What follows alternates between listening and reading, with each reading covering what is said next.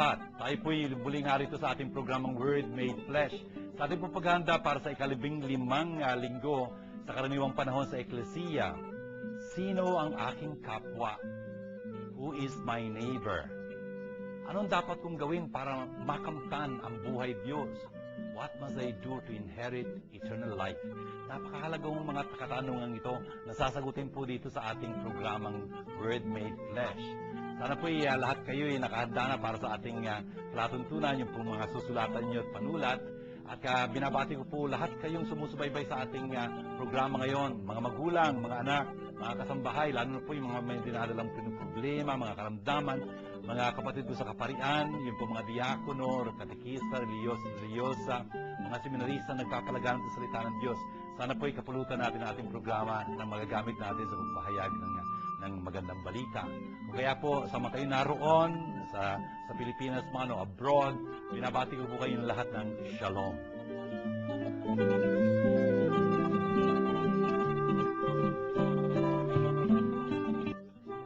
Ang Word Made Flesh ay masayang nakikibahagi at malugod na sumusuporta sa Pondo ng Pinoy.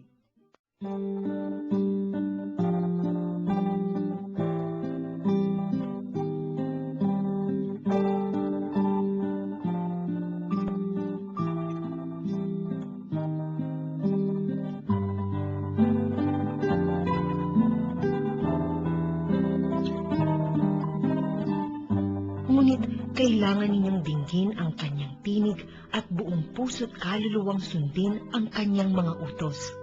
Ang kautusang ibinibigay ko ngayon sa inyo ay madaling sundin at unawain. Ito'y wala sa langit, kaya hindi ninyo masasabing walang aakyat doon at kukuha sa kautusan upang marinig ninyo at maisakatuparan. Niwala ito sa ibayong dagat, kaya di ninyo masasabing walang tatawid sa dagat para kunin ang kautusan at nang marinig ninyo at maisagawa. Ang kautusan ay di malayo sa inyo, nasa inyong bibig, nasa inyong puso, kaya magagawa ninyo. Sa ating pong unang pagbasa dito sa ika-15 linggong ito sa karaniwang panahon sa Eklesiya, narinig po natin ang aklat ng Deuteronomio, chapter 30. Dito po sa verse 10.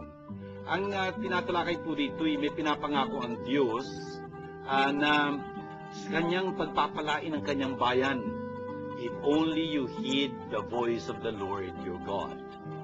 Kung pakikinggan nila ang tinig ng Diyos at talaga namang kanilang susundin ang kanyang mga kautusan, mga kanyang algintunin na nakasulat sa aklat ng batas.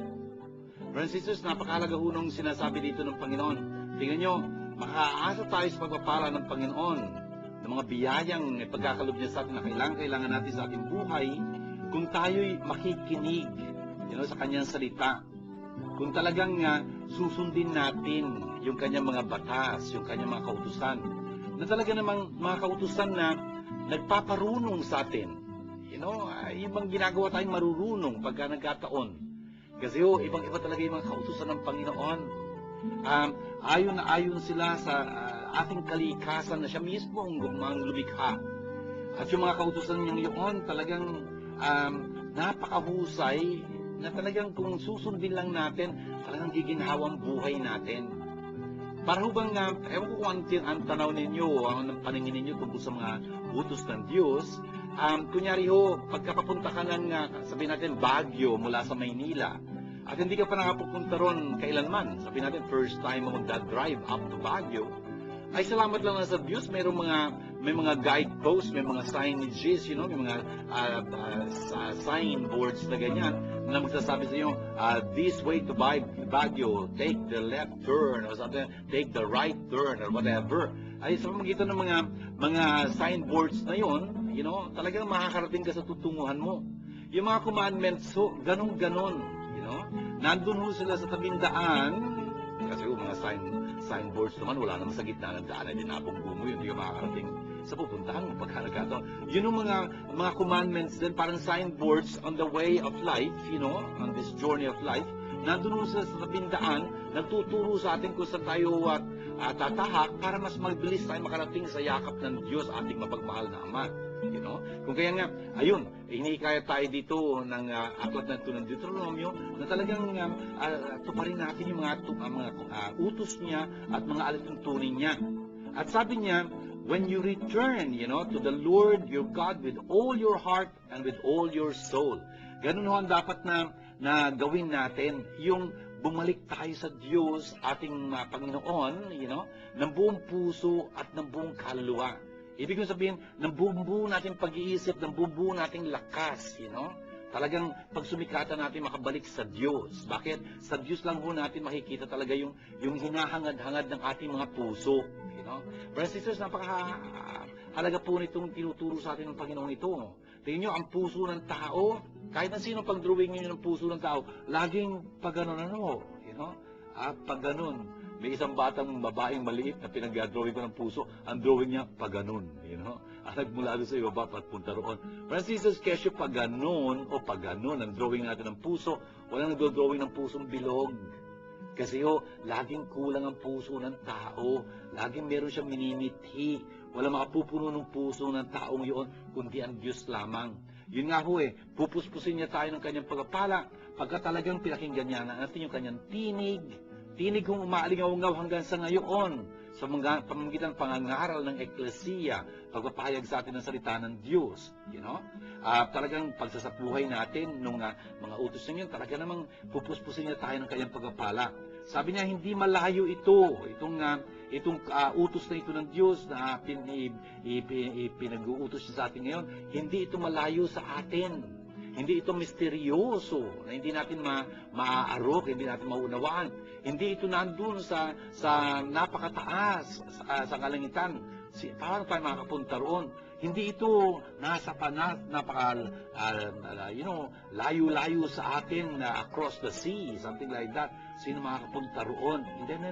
Sabi ng aklat dito ng Deuteronomio, itong utos na ito ng Diyos ay nandito ang lapit-lapit sa atin, nasa ating bibig na, nasa ating mga puso na.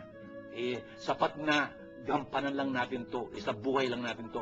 Brothers and sisters, sana maintindihan natin yun. Talagang ang mga kautusan ng Panginoon, talagang magbibigay sa atin ng karunungan.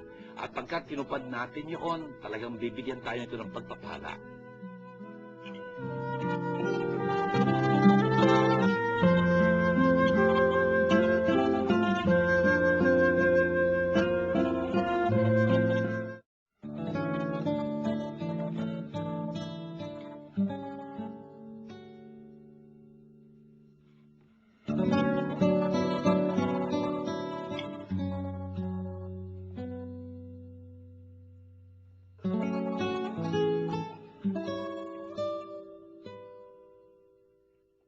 Si Kristo ang larawan ng Diyos na di nakikita at siyang may kapangyarihan sa lahat ng nilikha.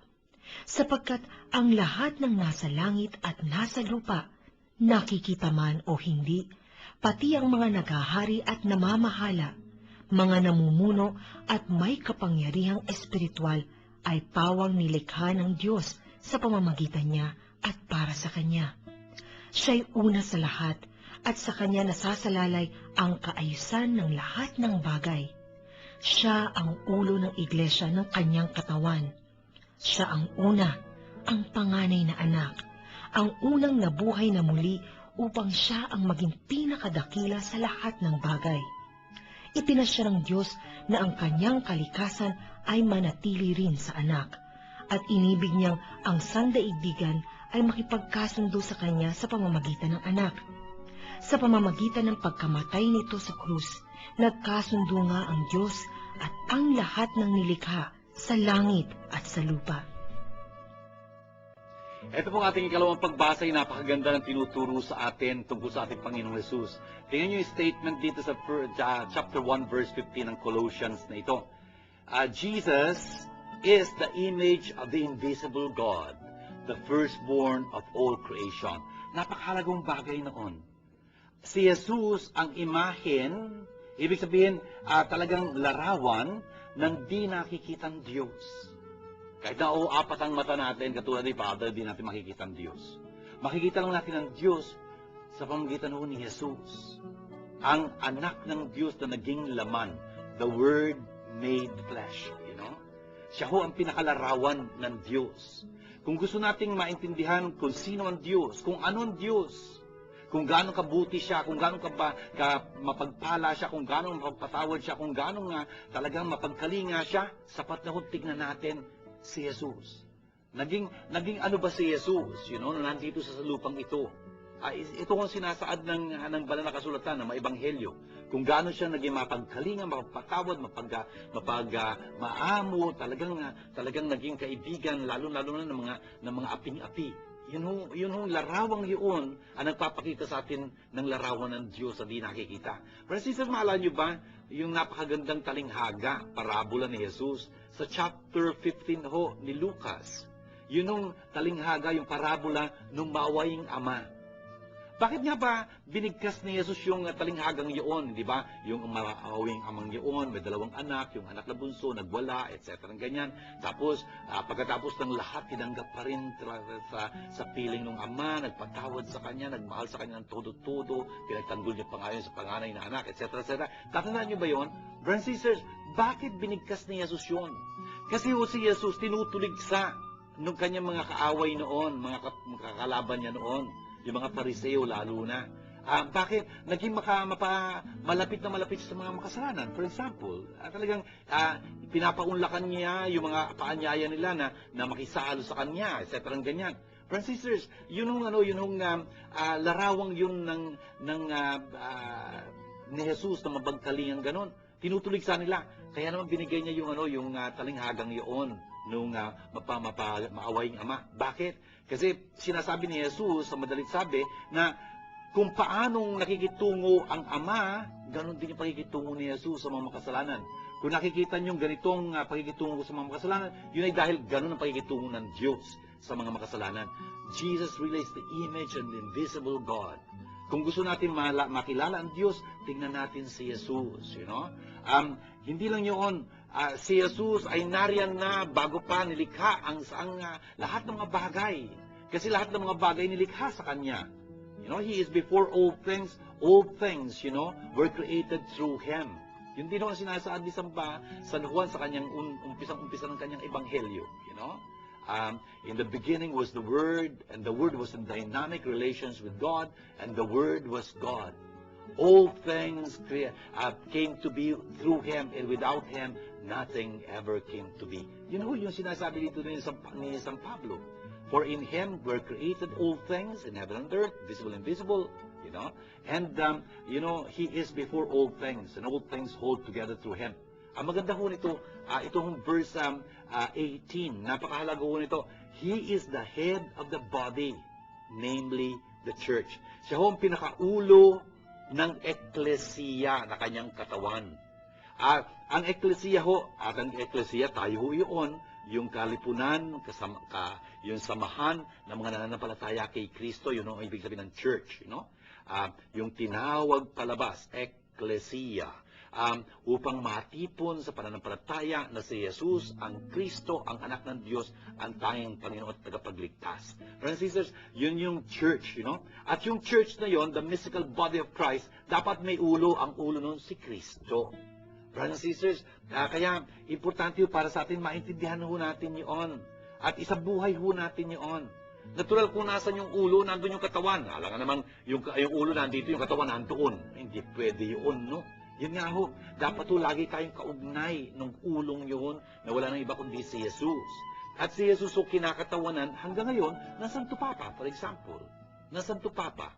Brothers and sisters, ang Santo Papa, kung saan naroon siya, nandun ang eklesiya. At kung nasa ng Santo Papa, dapat ho nandun tayo kasama niya. Hindi salungat sa kanya, kumakalaban sa kanya, etc. Hindi ho. I hope you understand that, Jesus is the head of the body, the church. Jesus is represented by the Pope, and who is the visible head of the church just now.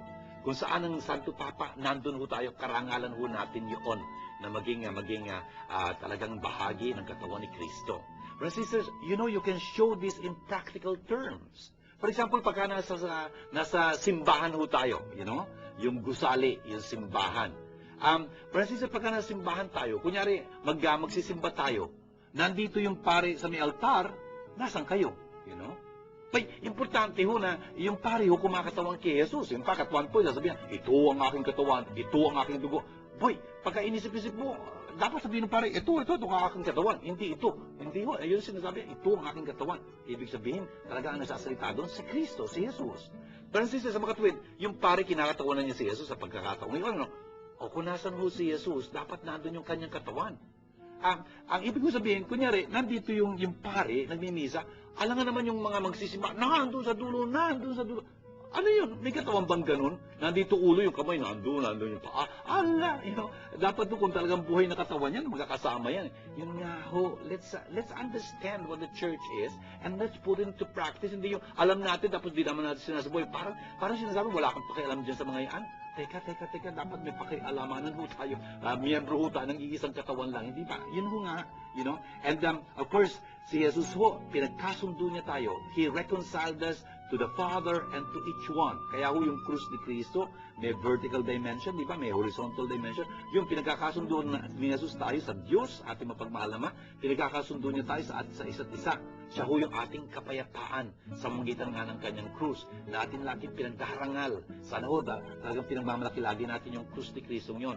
Nabanggit ko na ng isang beses, yung pangungrus na yun na ginagawa natin, lagi ho dapat maging maluwalhati. Yun hong krus na yon ang nagbigay sa atin ng kapayapaan. Nagpakasundo tayo sa Diyos at sa isa't isa. Pinupuri ho natin ang Panginoon.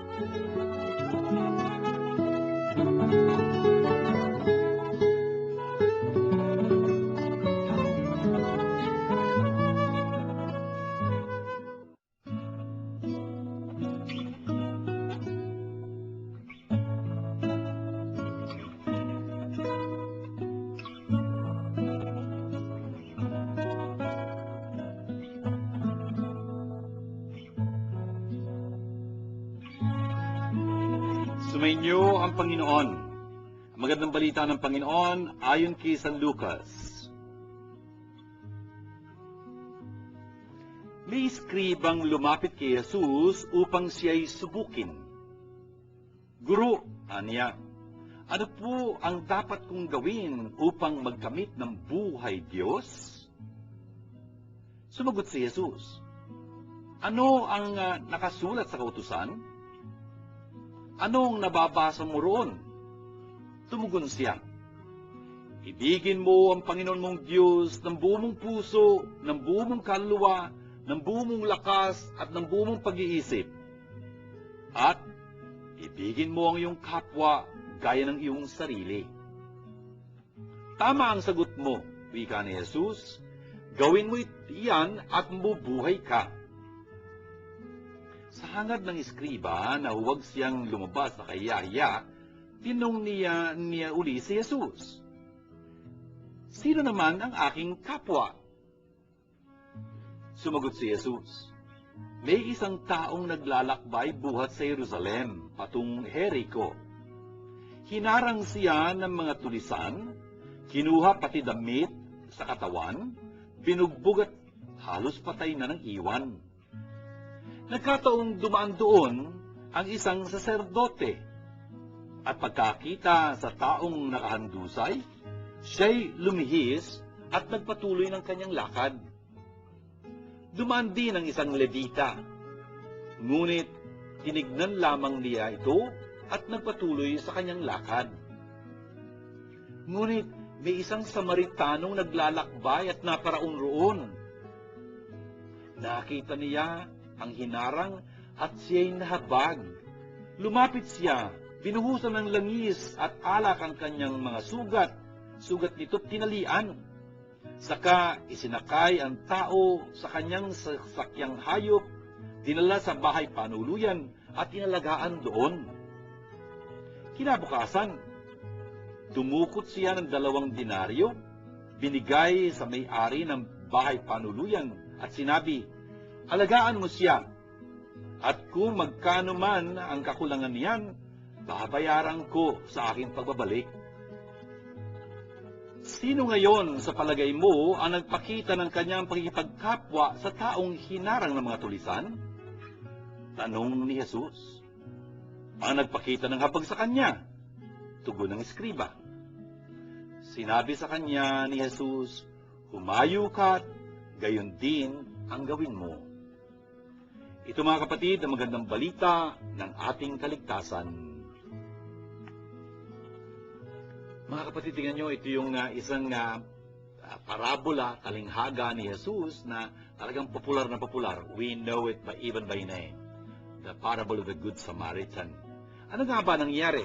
May isang skriba, ang sabi sa atin, skriba, na lumapit kay Jesus. Ano ba yung skriba? Scholar of the law. Skriba ho, scripture. Ibig sabihin, dalubhasa sa kasulatan. You know?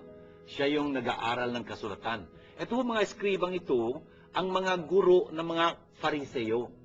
Yung mga Fariseo ho, ito yung mga tao, mga Hudyo, na ibig talagang malaman ang kalooban ng Diyos para maisakatuparan nila yun. You know? Malalaman nila ang kalooban ng Diyos pamagitan ng kanyang salita na kanilang pag-aaralan. At ang magtuturo sa kanila doon, yung mga eskriba nga. You know, yung relasyon ng scribe and Pharisees. Eh di may isang eskriba, talubhasa sa batas, tumayo, at ibig subukin si Jesus. Ang sabi niya, Guro, anong dapat kong gawin para magkaroon ng o makapagmana ng buhay Diyos, eternal life? You know, ang magandang translation ng eternal life. Hindi ho hangganan ang pinag-uusapan dito. May hangganan o walang hanggan. Hindi. Ang pinag-uusapan dito, eternal life. Hindi ho haba, kundi uri ng buhay. You know? It's not the quantity of this life, the length, but the quality of this life. The life proper of God. Yun ang ibig sabihin ng eternal life. Zoe aionios. You know? And so, sa Tagalog ho, perfect na translation on ay buhay Diyos. Okay? Sino daw, o ano daw ang dapat niyang gawin para talagang mamana niya yung buhay Diyos na yun? Sabi niya, ano ba nakasulat sa kautusan? You know, alam na alam mo ang kautusan. Isa kang eskriba. Tapos, tinanong ni Jesus, ano ba basa mo doon? Ayun, sinitas ho nitong eskriba, yung nasasaad sa batas ng Diyos. You know? You shall love the Lord your God. You know? Iibigin mo ang Panginoon mong Diyos. Kaya lang hindi lang ganun yun. With all your heart, with all your being, with all your strength, with all your mind. Friends and sisters, napakahalaga ho nung sinasaad sa atin nung batas na yun, ano? Talagang, at dinugtong niya pa, and you shall love your neighbor, you know, as yourself. Friends and sisters, tingnan niyo, pinagtambal nitong eskribang ito, yung dalawang kautosang yun, na nasa lumang tipan na ho. Kung tutuusin. Ang sagot ni Jesus sa kanya, ang tama ang kasagutan mo, gawin mo yun at mabubuhay ka. You will live, you will have eternal life. Parang ganyan. Tapos sabi niya, mukha atang wala naman akong ginawang tama doon, kundi yung pinagduktong ko lang yung dalawang kautusan na nasa batas na yun. Kung kaya, ang tanong niya sa Panginoon ngayon, kay Jesus, pero sino yung aking dapat ituring na kapwa? You know, who is my neighbor? Napaka-tindihong tanong nito. Napaka-importante nitong tanong na ito. Kasi dapat ibigin natin ang ating kapwa tulad ng sarili. At sasabihin sa atin ng Panginoon na yung ang parte ng pinakadakilang utos ng Diyos. You know? Sa isang eksena dito sa gospel, makikita natin, tatanungin si Jesus, ano ba ang pinakadakilang utos? You know? Ano ba ang pinakadakilang utos? Hindi ho yung to inherit eternal life. Hindi. Ano ba ang pinakadakilang utos? Natanong-tanong ho yun dahil ang dami-daming utos sa Biblia ng mga Hudyo, sa Old Testament, ang daming mga kautusan doon. In fact, nung binibilang nila yun, 613, all in all. Can you imagine? Ang dami nga naman. Kung kaya pwede mo itanong, anong pinakadakila doon? At ang sagot ho ni Jesus mismo doon, parehong-pareho nito. Ang pinakadakila, ito, iibigin mo ang Panginoon mong Diyos, ng buong puso, ng buong kaluluwa, ng buong lakas, ng buong pag-iisip. Tapos, yun ang pangunahin, you know, yung una, ang ikalawa ay tulad din naman ito. Ibig mo sabihin, yung pinakadakilang utos, may dalawang parte, you know. At yung ikalawang parte, ibigin mo yung kapwa tulad ng iyong sarili. Tulad ng sinasabi dito. Kaya lang, ang tanong dito ngayon, you know, ano yung kapwa? Sino yung kapwa? Friends, sisters, ano ba sa palagay nyo? Sino nga ba yung kapwa? Ano ba yung ibig sabihin ng kapwa-tao? You know? Who is our neighbor? tingnan niyo kung ano nangyari dito sa istorya ni Jesus ngayon. Isang talinghaga ito, isang parabola. You know? May isang tao, may isang lalaki na naging biktima ng mga magnanakaw. Nung bumababa siya from Jerusalem to Jericho. Friends and sisters, pagka nagpunta ho kayo doon sa lugar na yon, napunta ho na ni Father to dinaanan ho namin itong lugar na ito. Makikita niyo talaga, may isang lugar ho doon, kasi ano ho yun, pababa ho talaga yung Jerusalem. Jerusalem is on a mountain, brothers and sisters. Yung Jericho is on the Jordan River. Kaya mababa talaga. Kung kaya makikita mo talaga yung daan, pababa. At ang maganda ho nito, pagka pababa ka, you know, tapos meron ho mga paliko-liko doon na pwede kang talagang hintayin doon ng mga magnanakaw, ng mga bandido, at talagang pagkababa ka ng talagang, you know, talagang they will just jump on you, ganyan. Ala, talagang wala kang kalusot-lusot. Hindi ka naman pwede tumakbo pataas kasi paakyat ho yun, you know? Hindi ka naman pwede din tumakbo ng pababa kasi nahaharang ka na nga nila. Ay talagang wala kang kaligtas-ligtas doon. At talaga ho yung harangan, madalas nangyayari doon. Sa mga katuwid, alam ni Jesus itong lugar na ito. Ang talinghaga ho, parabola, please understand, is a story from ordinary life. I hope you understand that. Istorya ho ito, sa pag-araw-araw ng buhay, talagang maintindihan ng mga kausap ni Jesus, hindi na ho kailangang ipaliwanag pa. Siguro sa atin, dahil hindi natin alam yun, dapat ipaliwanag ni Father, pababa yun, you know. And so, talagang wala kang kalaban-laban doon. Pagka tinambangan ka nila, ayos. The point is, ayun, hinarang nga itong taong ito. Talaga namang pinagnakawan siya, wala nang iniwan sa kanya. Ayun, binugbog siya, halos patay na nung iwan. O ngayon, ano nangyari? Tingnan nyo, galing siyang Jerusalem, papunta sa Jericho. The point is, anong nangyari noon? May pababang pari, you know, sacerdote. Sacerdoteng narinig ho natin, that's a word coming from Latin, sacerdos. Sacerdotes, ibig sabihin, pari, you know. Sacerdos, sacred, you know. Dos offering. Yung nag-aalay ng sacred offerings, parang ganyan.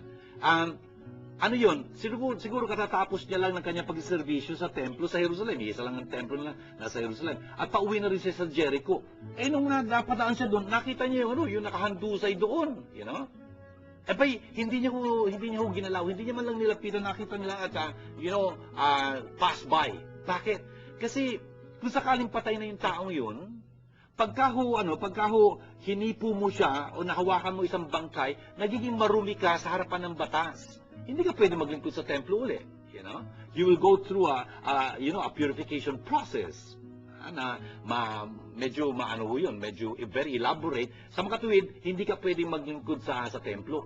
Siguro nakatoka pa siya maglingkod sa templo, you know, kung kaya nga ayaw niya makialam dun. Ayun, all in all said, he just passed by. Ganun din naman, may pababang Levita. Sino ba Levita? Levita ho, ibig sabihin, kabilang siya sa tribo ni Levi. You know? The tribe of Levi. Yung tribo ni Levi yun, ang kinonsagra ng Diyos na maging mga tagapaglingkod sa templo. Siguro mga pari din ito, o kaya parang sa Kristan. Basta they belong to the tribe of Levi. The point is, ito ring sa Kristan nato, sabihin natin ganyan, pababa rin siya mula sa templo, tapos nakita niya yung nakahandusay doon. Ayun, dumaan lang siya, iniwasan. Bakit? Pareho nung lason nung pare, hindi siya makapaglilingkod sa templo pagka nagkataon, you know? O ngayon, may dumaan na isang Samaritano. Nung nakita niya yung hinarang na yun, naku, nagdalang habag siya. You know? Ano ginawa niya?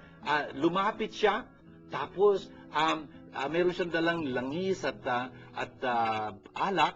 Ayun, binuhusan niya yung kanyang mga sugat. Langis at alak ho, in this regard, becomes parang antiseptic, you know?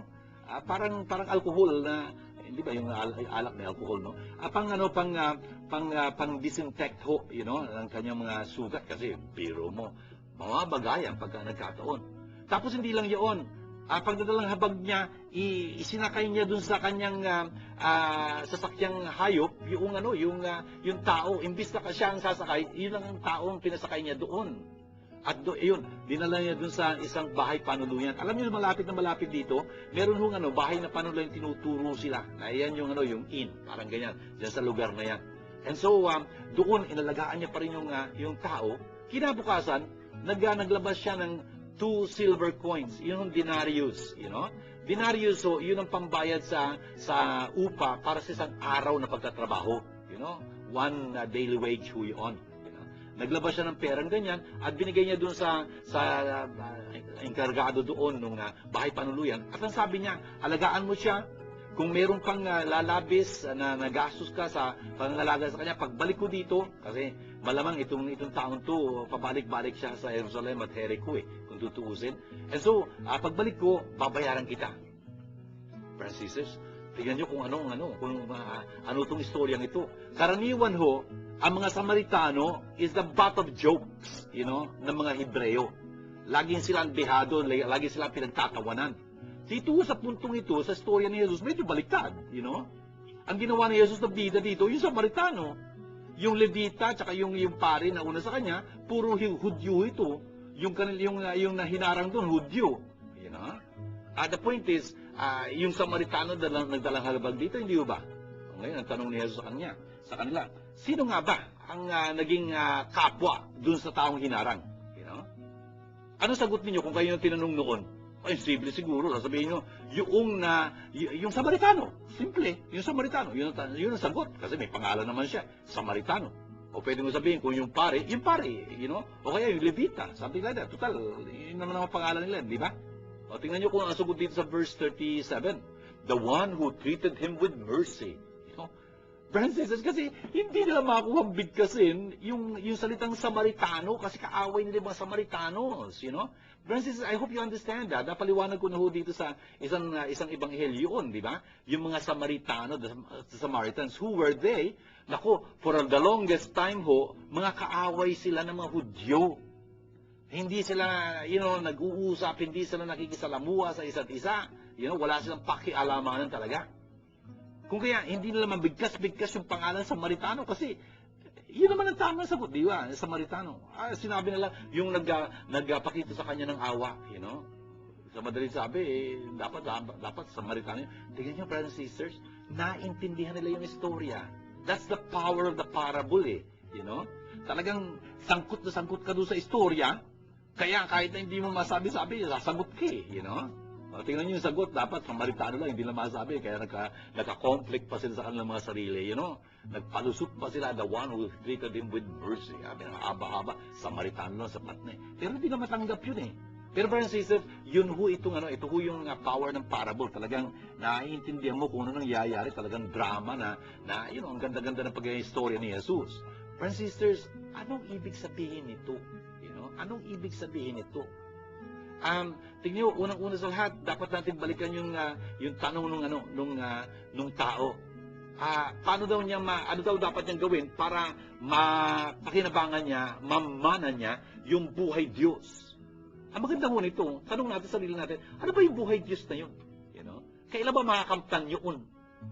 Brothers and sisters, tanongin natin si Jesus. Meron ho siyang napakagandang description ng eternal life. And you see this in John chapter 17 verse 3. Sa huling hapunan ho, bago magtapos yung huling hapunan, dinescribe ni Jesus, anong buhay Diyos? Ito ang buhay Diyos, sabi niya, and this is eternal life.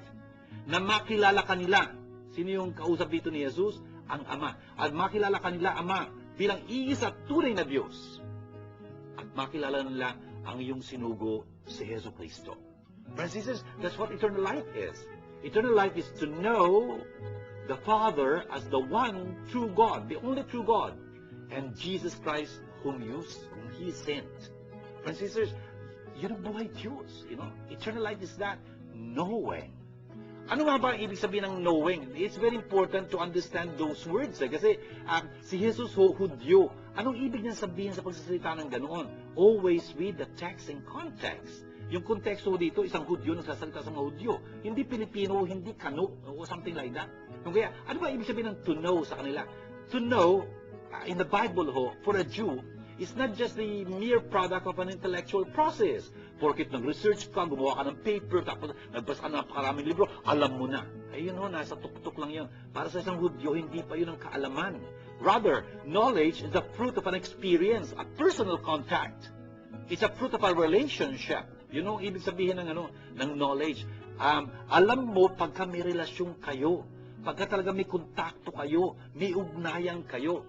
Pagka naging ganap po itong knowledge na ito, what is it? Love. Exactly. That is what eternal life is. To love the Father as the one true God and Jesus Christ whom you sent. Notice, brothers and sisters, you can have a lot of knowledge about God, and siguro kapag doctorate ka pa nga sa Biblia, sabihin natin ganyan, pero kung hindi mo mahal ang Diyos, walang buhay Diyos doon. You know? It's very sad. Tapos tandaan natin, anong dapat mong gawin para makamtan mo yung buhay Diyos na yon? Na pwede mag-umpisa pala, hindi sa kabila, kundi dito sa buhay na ito. Not only in the hereafter, but the here and now. Because it is knowing the Father, it's loving the Father, which should begin now. Kung hindi natin makakilala ng Diyos dito ngayon, hindi natin siya makikilala sa kinabukasan. You know? Anyway, the point is, anong dapat na gawin, you know, para talagang makamtan itong buhay Diyos, mapakita natin yung pagmamahal natin sa Diyos niyo, ibigin natin siya. Ibigin natin siya ng buong buo, you know? Walang nakaliban doon sa pag-ibig sa Kanya. Buong pag-iisip, buong kaluluwa, buong balakas, buong espiritu, brothers and sisters. Ganon yung pag-ibig sa Diyos. Hindi lang yun, pag-ibig sa ating kapwa, tulad ng pag-ibig natin sa ating sarili. Yung gusto mong gawin sa'yo, yun ang dapat mong gawin sa kapwa mo. Ganon ho yun. Brothers and sisters, isang bagay na tinuturo sa atin itong talinghagang ito, hindi tayo pwedeng pumili ng kapwa natin. Hindi. You know? Hindi. Ang kapwa natin ay yung nangangailangan ng ating tulong. You know? Yung kapwa natin sa makatuwid, ang siyang nag-i-impose ng kanyang sarili sa atin. Hindi tayo pwedeng pumili kung sinong tatratuhin nating kapwa. Basta nangangailangan sa tao, sino man siya, dapat kapwa natin siya. Ang sabi ni Jesus, etong gawin mo at mabubuhay ka. Brothers and sisters, yun ang sinasabi sa atin ni Jesus dito. Kung naintindihan natin ang kanyang tinuturo sa atin, gusto mo magkamit ng buhay Diyos. Talagang mahalin mo ng Diyos ang buong buo, you know, ang buong buo mong sarili, at mahalin mo yung kapwa tulad ng iyong sarili. Tatuhin mo ang lahat ng tulad ng gusto mong tatuhin ka. You know? At ito magbibigay sa iyo ng buhay Diyos. Napakahalaga po ito.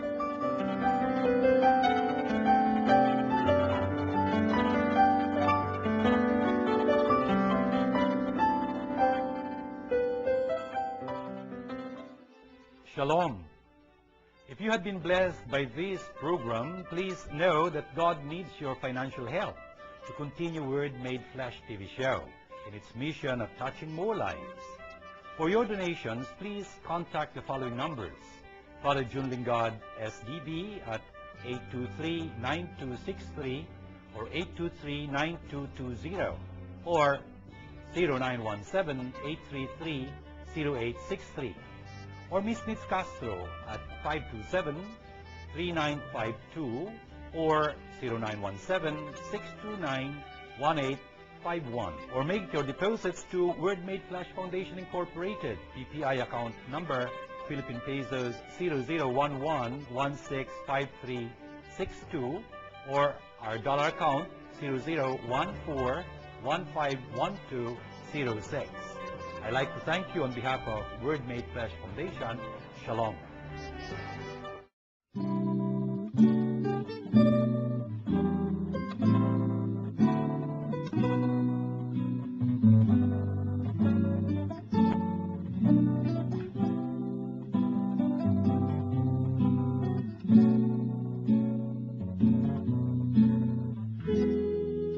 Father John, may mga bata po ba dumalaw ng isilang si Jesus?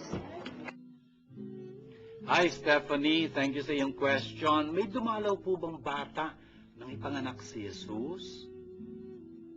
Gandang tanong nito, no?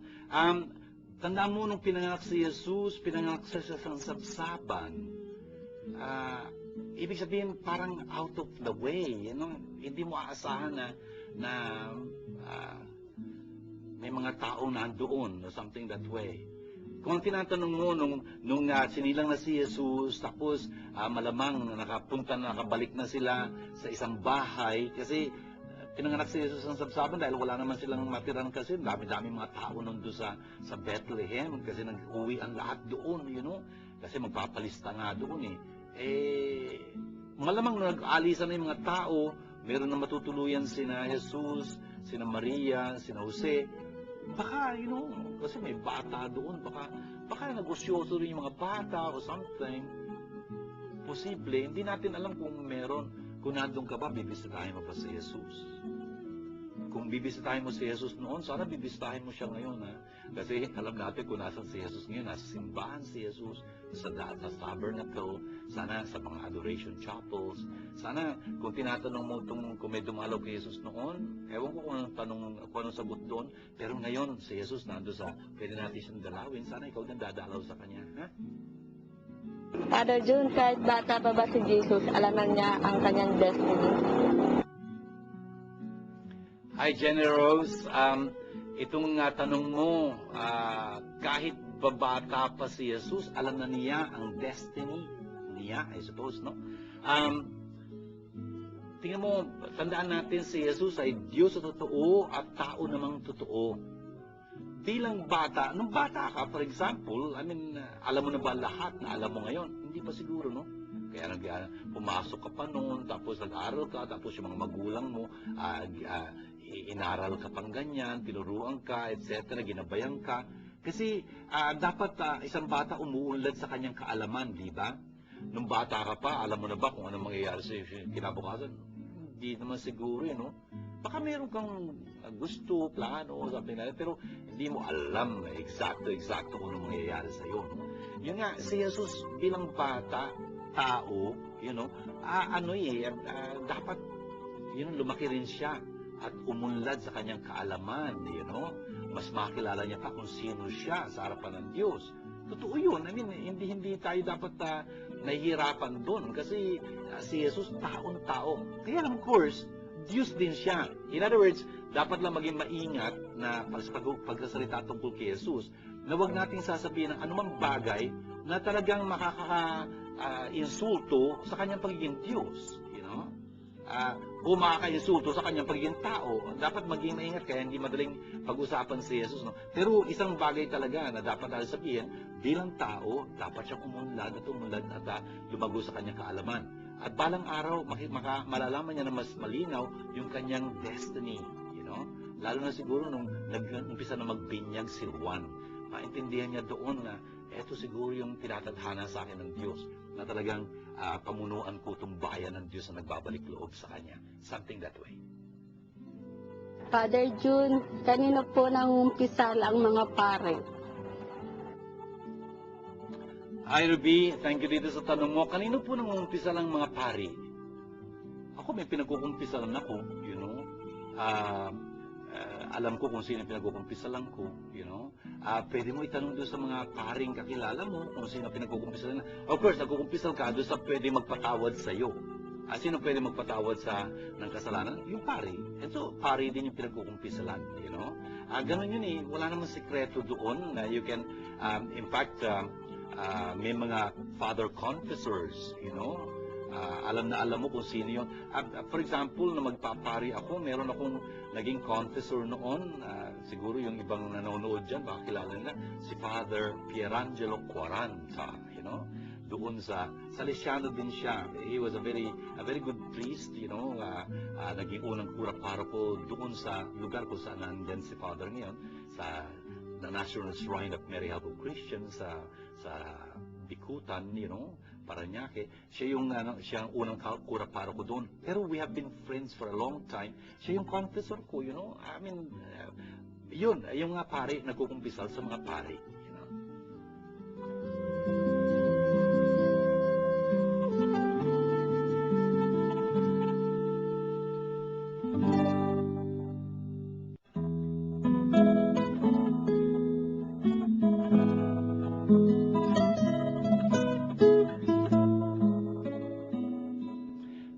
Sa ating mga pagbasa dito sa ika-15 linggo sa karaniwang panahon sa Eklesiya, ang dami pong tinuro sa atin po.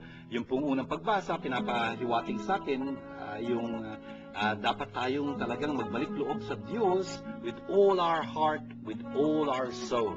Yun yung maririnig natin tungkol sa pag-ibig sa Diyos. We will keep His commandments at talagang pagpapalain niya tayo.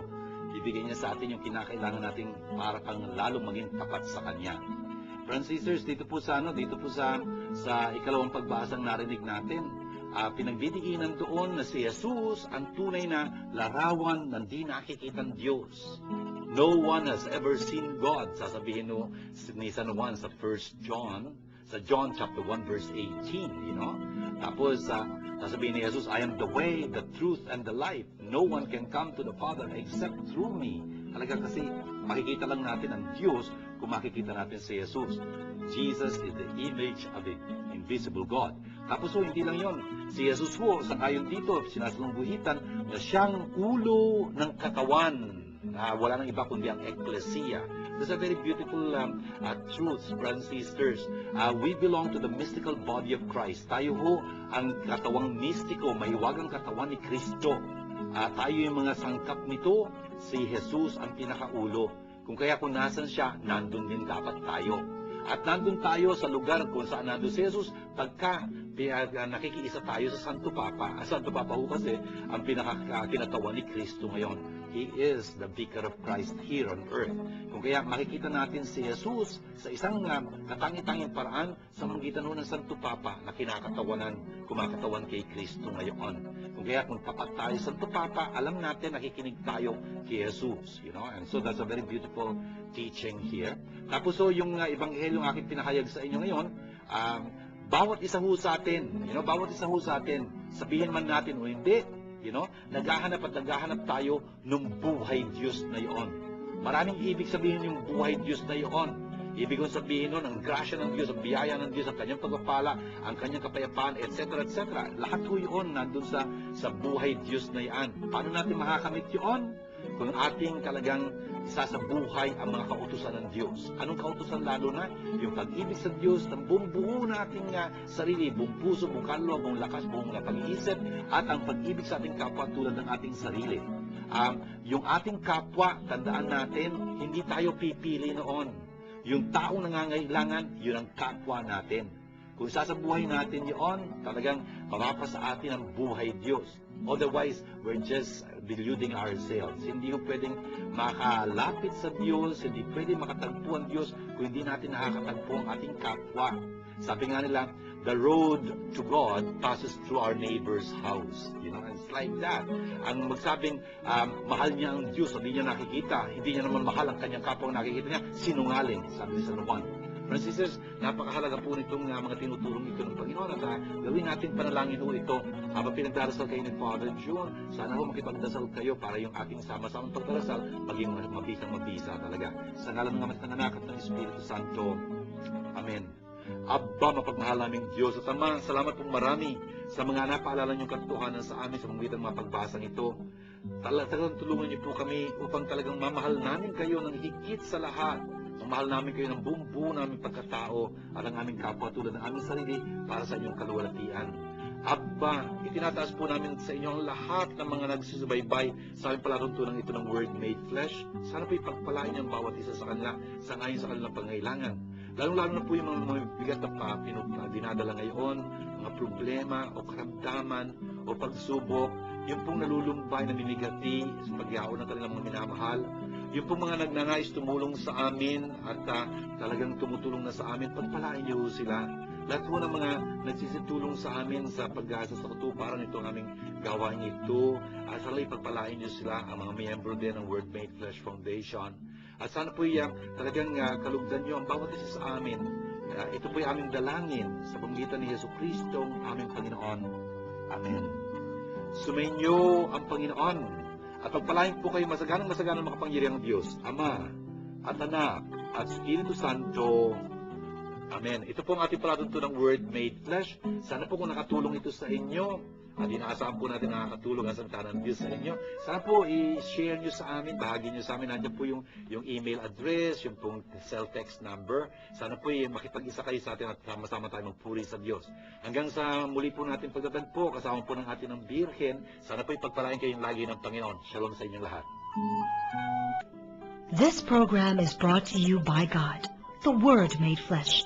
Indeed, God is our sponsor.